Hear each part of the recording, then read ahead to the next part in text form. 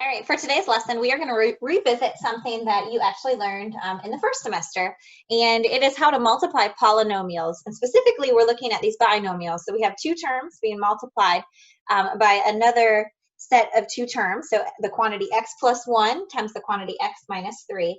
And we are going to revisit how do we multiply these. So I love using the area model to help me visualize when I'm multiplying something because I know that I have these groups of something and this relationship.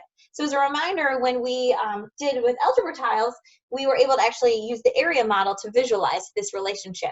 Now, at home, I don't have algebra tiles, so I actually have a copy that I made and I printed out to help me visualize this. So you'll see I've cut out some different shapes to help me see my algebra tile. So I have the quantity x plus 1, so I'm going to go ahead and put x plus 1 times the quantity x and then minus 3. So I need 3 negative units. And what I did was I just tried to shade in and put a negative on some of mine so that I could see it. And if you remember what we know when we're multiplying something and we're finding that area, we're just literally multiplying these different terms by one another. So for instance, x times x, I know gives me x squared. So I can show that as a relationship, it's the square of x. And x times 1 gives me a positive x. So positive times a positive is a positive. Now over here, though, I have negative 1 times a positive x. So that gives me a negative x. And I see that relationship happening again. So negative 1 times x, and then one more time. So negative 1 times x. All right.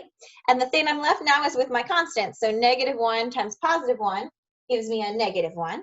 And I notice that that happens 3 times. So 1, 2, 3. Now it's not perfect because I cut out my algebra tiles, so you'll see one of them, oops, is a little shorter. But overall, the concept, the principle is what this is representing. So I'm able to see visually from this that when I multiply these two binomials, I'm left with x squared. I have a positive x and 3 negative x's. And then I have 3 negative 1 units, or a minus 3. And I even know that these are zero pairs, right? Because I see I have a negative 1, and then I have a positive 1 and a negative 1x, which I know is 0. So really, I could simplify this to just say x squared minus 2x minus 3. So that's how we were able to visualize it with algebra tiles. But realistically, we don't always have these, right? I had to cut up and make these for today's learning. So if we were to want to visualize this in a quicker way, hopefully you've learned what we call the area model. So the area model, I saw I had two terms. I had x and I had plus 1. So there's one set of my terms.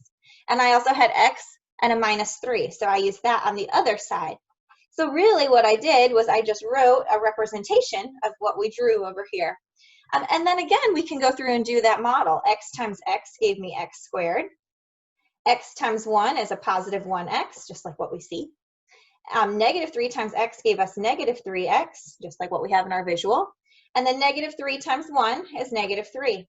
Well, check it out. What I wrote up here is the same. Again, I have x squared. I have 1x minus 3x minus 3. So again, I see x squared minus 2x minus 3. Now, I love this method because I don't have to have anything other than just a simple area model to multiply two binomials. So let's try one more. So example 2 said, can we simplify the quantity 2x minus 4 times the quantity x minus 5? So again, I'm noticing a binomial multiplied by a binomial. So I'm going to represent that using my area model.